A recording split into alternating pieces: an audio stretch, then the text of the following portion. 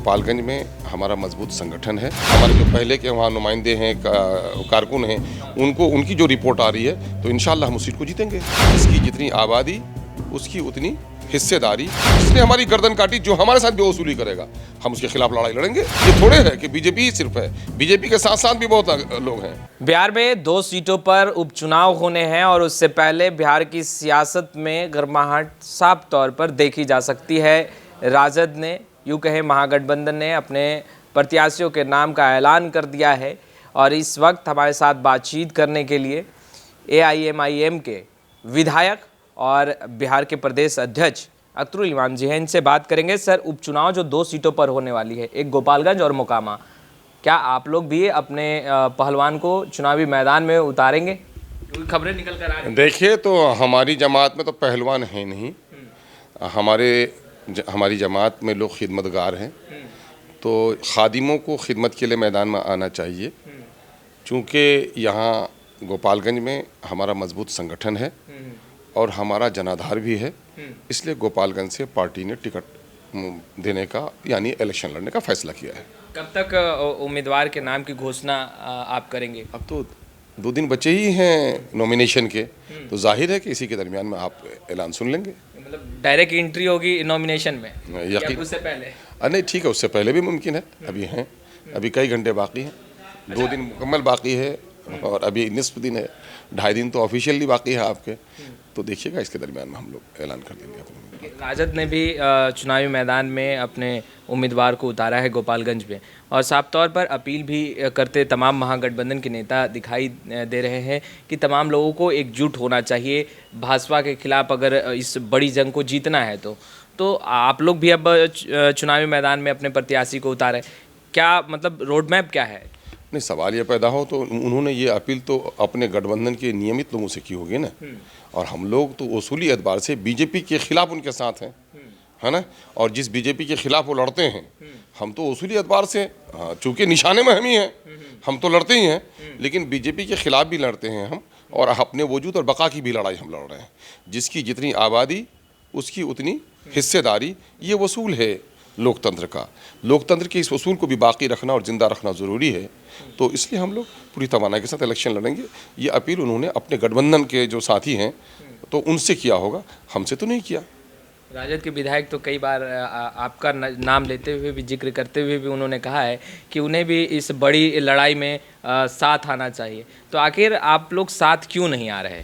नहीं, हम तो बिल्कुल साथ हैं ही, बल्कि हम तो ये गुजारिश करने के लिए हैं कि मेरे आपने बाजू काटे हैं, मेरे पाँव आपने काटे हैं, कम अज़ कम मुझे हाउस में आने के लिए एक साथी की ज़रूरत है। आप उस सीट को छोड़ दीजिए, हमें दे दीजिए, तो सारी बातें हम ही सुने, हमारी भी फरियाद तो कोई सुने।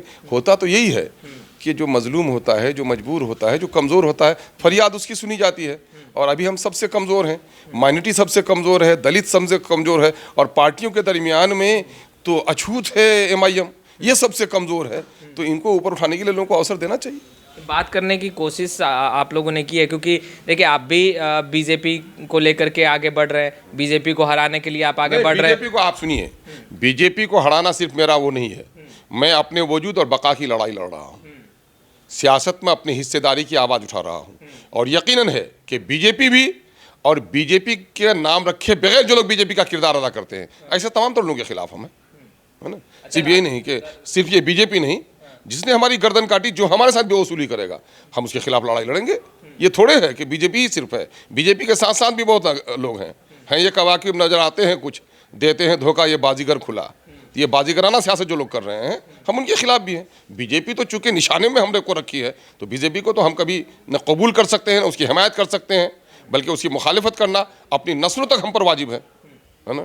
आपके विधायक को राजद ने तोड़ा, जैसा कि आप लोग लगातार कहते रहे, आप कई बार आप जानते भी हैं, मैंने कहा ये ऐसी बात है, सूरज निकला ये मैंने कहा, आपने देखा नहीं।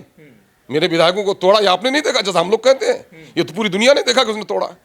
तो अभी चुनाव का वक्त है, तो मतलब अख्तरुल इमाम जी को लग रहा है कि मौका भी है और चुनाव का वक्त है तो दस्तूर भी नहीं। मैं कह रहा हूँ, मैं किसी मौका का नहीं, उसे जो करना था उसने किया। खुली आंखों से लोगों ने देखा है कि 75 सालों के दरमियान में पहली क़यादत उठकर आई थी।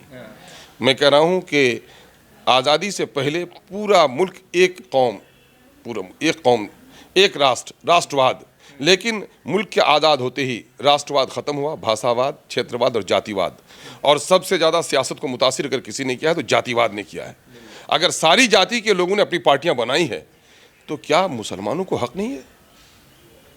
ये जो 18% आबादी है बिहार में, इनको हक नहीं है कि अपनी क़यादत के लिए करें? राजद तो ये और A to Z 75 साल के दरमियान में पहली मुस्लिम क़यादत है जो ऐवान में दाखिल हुई, और उसका भी गर्दन मरोड़ दिया लोगों ने। बहरहाल मुझे उसका कोई शिकवा नहीं है, मेरा ये इलेक्शन अपने वजूद और बका की लड़ाई है। पर राजद तो A to Z की बात कर रही है। हाँ, यकीनन है A to Z की बात करनी चाहिए, क्योंकि जो इख्तियार में आता है, सूरज रोशनी सबको देता है, जिसने ईश्वर की पूजा की हो उसको भी, जिसने नहीं की है उसकी भी। राजद चूँकि इख्तियार में है तो सबके टैक्स के पैसे उनके पास हैं, तो सबका काम करना चाहिए उनको। हुकूमत की तो जिम्मेदारी है कि वो कहीं पर भी वेस्ट में आकर के कहीं पर भी किसी से तफावत न करे, बल्कि दयानतदाराना तौर पर काम करे, तो उनका फरीज़ है कि एटीट्यूड का काम करना ही चाहिए उनको। अच्छा, अब गोपालगंज की बात कर लेते हैं। जब आप अपने उम्मीदवार को आगे कर रहे हैं तो जीत का रोड मैप भी आपने तैयार किया होगा, किस तरीके से जीत फतह करनी है? यकीनन मेरा जो रोड मैप है उस पर हम काम करेंगे, वो ऐलान करने की चीज़ नहीं है, उस रोड मैप पर हम काम कर रहे हैं। तो मतलब गोपालगंज में ठान लिया है कि उम्मीदवार उतारना है? हाँ, पार्टी ने फैसला कर लिया है, सब कुछ फाइनल हो चुका है। अब देखिए, जब तक हमारे कायद की तरफ से हम अपने कैंडिडेट को फॉर्म नहीं दे देते हैं उस वक्त तक आला कमान तक सूचना पहुंच। यकीनन मोकामा सीट को कैसे देख रहे हैं? मकामा की सीट पर हमारा कोई काम नहीं है, हमारा वहाँ पर संगठन मजबूत नहीं है और हमने उसके लिए दिमाग भी नहीं लड़ा है। फिर भी क्या लग रहा है वहाँ क्या है, क्योंकि राजनीतिक गलियारों से तो आप भी जुड़े हैं ना? सवाल ये गलियारों से जुड़ा हुआ हूँ, लेकिन जो सब्जेक्ट मेरा नहीं है उस सब्जेक्ट पर बहुत ज़्यादा तवज्जो नहीं दिया, क्योंकि वहाँ के बारे में इलेक्शन लड़ने की कोई बात नहीं थी। तो अब बहरहाल वहाँ लड़ें, वहाँ तो है, ये तो बल्कि अच्छा मौका है कि वहाँ हम नहीं लड़ रहे हैं तो गठबंधन के साथ ही वहाँ लड़ें, और यहाँ हम लड़ रहे हैं तो गठबंधन के साथ ही हमको साथ छोड़ दें, वहाँ लड़ने के लिए वहाँ छोड़ दें हमको, ये तो अच्छा मौका है। अच्छा, गोपालगंज में काफ़ी संख्या जो है या संख्या बल कहें, अल्पसंख्यकों को काफ़ी है, और आप कह रहे हैं कि भाई एक कौम के लिए आवाज़ आप बुलंद कर रहे हैं, और जिसको लेकर के राजद ने जो प्रत्याशी आगे किया है सर, कैसे देख रहे हैं? क्या जब जो पार्टी A to Z की बात कर रही हो, गोपालगंज में जिस प्रत्याशी को आगे किया गया है, आपको क्या लग रहा है वो रेस में कहाँ तक? भाई हम तो अब देख रहे हैं, हम जिस और जो जज्बे से हम मैदान में गए हैं और वहाँ के लोगों की जो वालेहाना मोहब्बत मिल रही है, जितने टेलीफोन्स आ रहे हैं, हमारे जो पहले के वहाँ नुमाइंदे हैं, कारकुन हैं, उनकी जो रिपोर्ट आ रही है, तो इंशाल्लाह हम उस सीट को जीतेंगे। तो आपने सुना, AIMIM भी अब गोपालगंज में अपने पहलवान को यानी कि अपने प्रत्याशी को आगे करेंगे, और जो उपचुनाव है 2 सीट पर है ज़रूर, मगर कहीं ना कहीं ये बिहार के जो सियासी गलियारों में जो हलचल मची है, ये साफ दर्शाता है कि 2024 और 25 के बिगल इसी उपचुनाव से फूके भी जाने हैं। खैर, लाइव सिटीज़ के साथ बने रहें। कैमरा पर्सन गुड्डू के साथ मैं वसीम, लाइव सिटीज़ पटना।